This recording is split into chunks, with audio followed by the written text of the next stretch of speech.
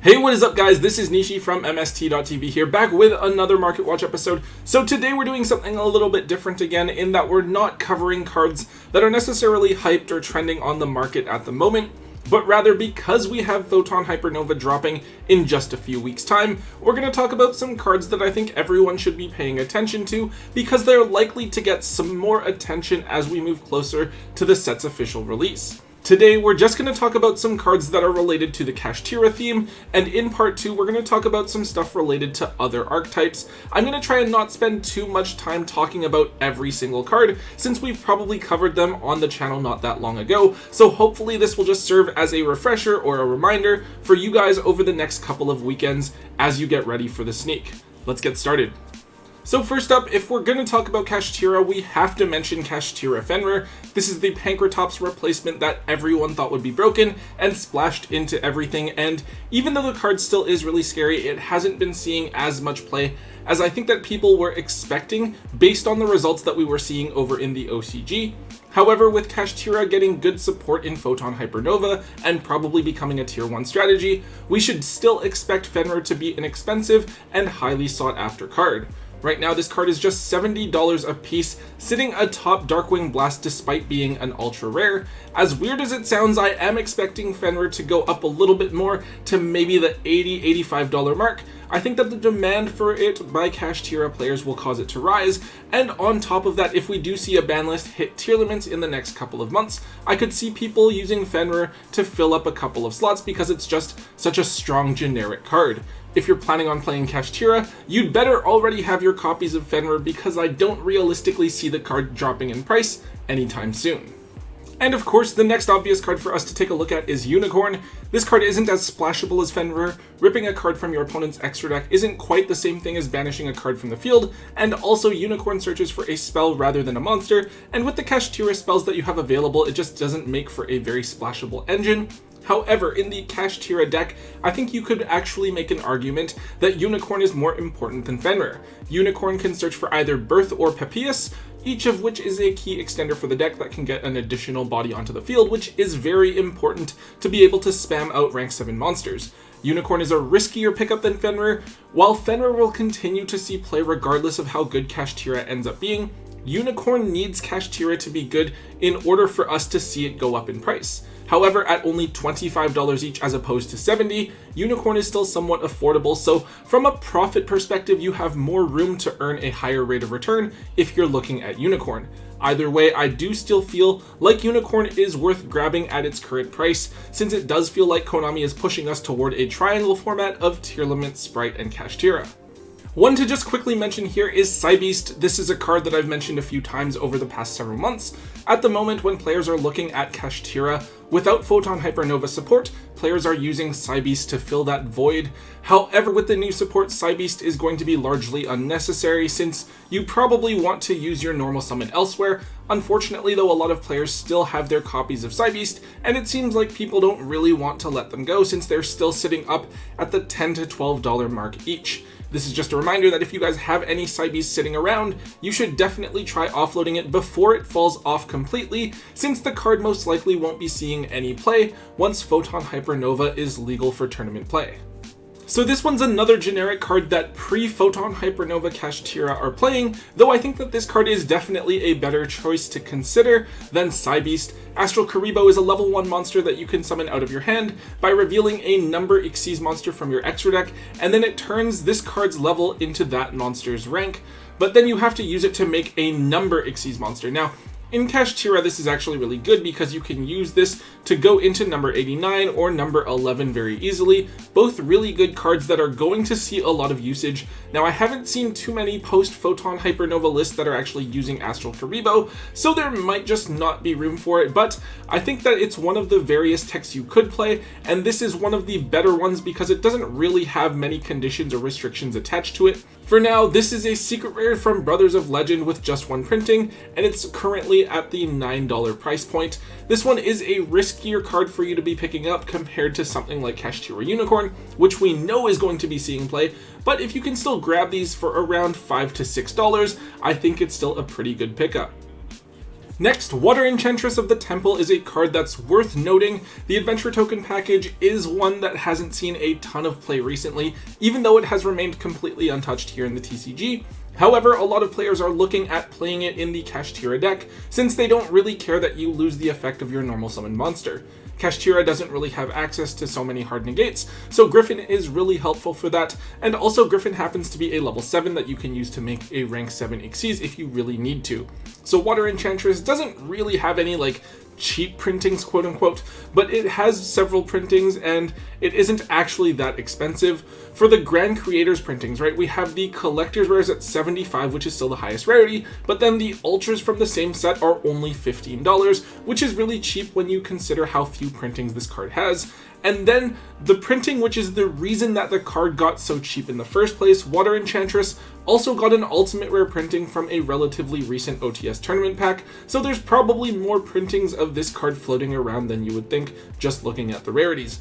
For right now, we don't know what the optimal Kashtira build looks like, and it could be with or without the Adventurer Token package. It's difficult to say what we should do here because I feel like the whole package could see a reprint sometime within the next few months. I think that if you see yourself playing it in Kashtira, you should just grab the package now while the cards are still relatively cheap, since they might go up if the Adventurer Token Kashtira deck is actually good.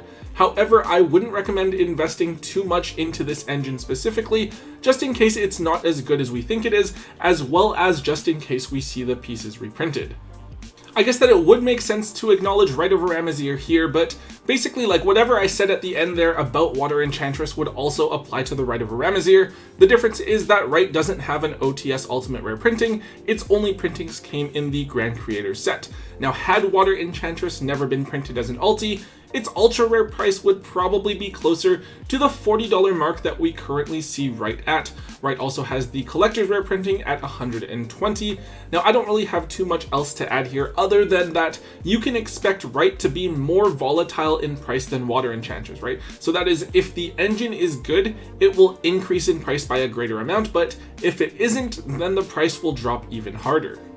Okay, so we're going to talk about that troll card that people were talking about for a little while. It's Mushroom Man number 2.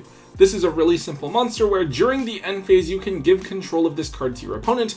The idea is really simple. You can clog up most of your opponent's zones, then give them this card, and now they basically don't have any zones that they can summon into, since it's really awkward for Mushroom Man number 2 to link into things in Kashtira, which mostly plays Xyz monsters in the extra deck. It's kind of troll, but it does sound interesting at the very least. This is a tech that caught a lot of people off guard over in the OCG in the early Kashtira days. However, once people found out about it, everyone was kind of prepared for it, and they just played around it. So I don't think it's going to be too popular of a thing here, at least not in terms of top tier competitive play. It's a $2 to $3 common that just has the one printing from Metal Raiders, which is the second set to ever come out, so more of a bulk card for you guys to set aside than anything. You're probably better off offloading this card if you can actually find someone who's willing to buy it, though admittedly it does sound hilarious to technically be able to attack your opponent for game with Mushroom Man number 2 in 2023. This is one of the more iconic cards that we'll see play in Kashtira. It's number 89 Diablosis. So of course we're just talking about the secret rare from Brothers of Legend here, and not the YCS prize card for obvious reasons. This is a card that can banish cards face down from your opponent's extra deck, graveyard, or main deck. It's really scary. I remember one time I was watching Tom play with the Kashtira as proxies, and he used number 89 to banish 13 cards from the top of his opponent's deck. Kind of insane.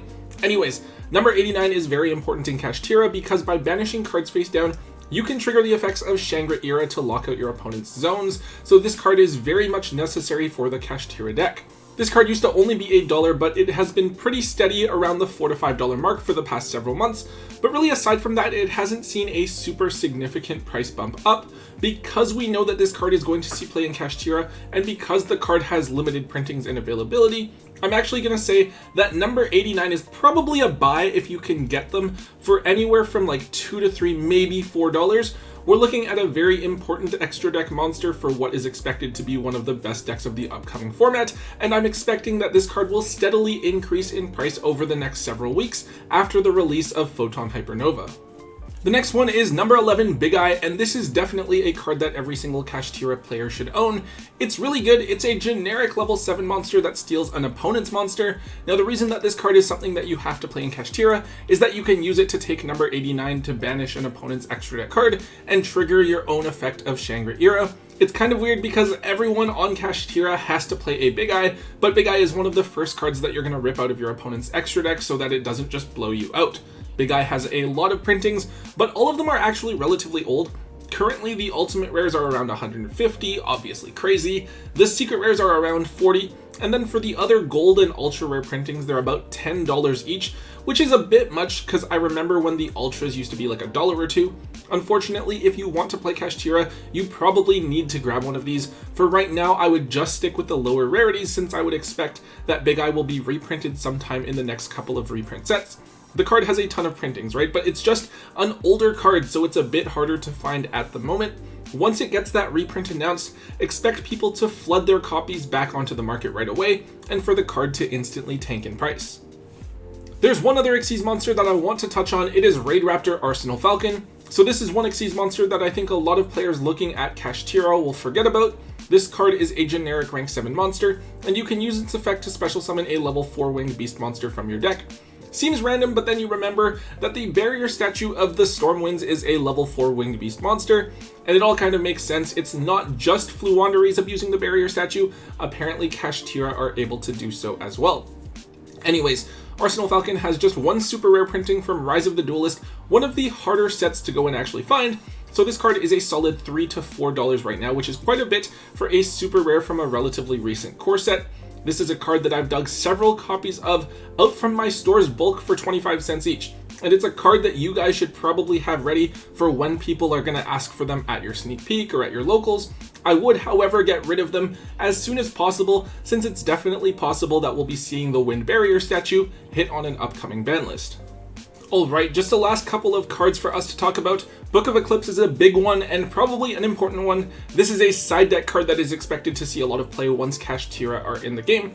Basically, once your opponent has Shangri-Ira and some stuff on the board, it's really difficult to free up your zones. You can't use Dark Ruler No More or Infinite Impermanence, since Shangri-Ira's effect has already resolved to lock out your zones, so you have to either flip that monster face down or remove it from the field completely. Now, since it has built-in protection, Book of Eclipse is one of the most effective tools to get rid of it, and it opens up your zones right away while flipping your opponent's monsters face down at the same time. This is great, assuming that you can then play the game and get all of your opponent's monsters off of the board shortly after so that they don't flip face up. Also, Book of Eclipse has the benefit of being a quick play spell, which means you can even main deck the card and use it to interrupt your opponent, even if they aren't on Kashtira. Book of Eclipse is absolutely a card that all players should have 3 copies of going into next format, and it'll probably be at the very least a side deck staple. In terms of price, we have the Astral Pack Super Rares up at $10 each as the card's most difficult to find rarity, and then we have the Ultras from Dual Devastator for $1 each. Aside from that, the card has a ton of common printings that you should still be able to grab for 25 cents or so. If you don't want to go and spend $1 each on Ultras, at the very least, make sure that you own a set of the commons for your own use. And finally, the last card I want to mention that you guys should all be aware of, since we talked about it not that long ago, it's Swords of Concealing Light. Now, functionally, when we look at this card, think Book of Eclipse. It flips Shangri-Ira face down so that you can get rid of it with your zones free. However, this is a continuous spell rather than a quick play spell, so it lasts longer, but it isn't as versatile and it can't be used as an interruption mid-combo.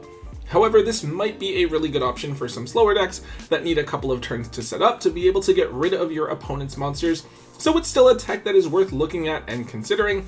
With this one, the card has 2 holo printings that are very expensive.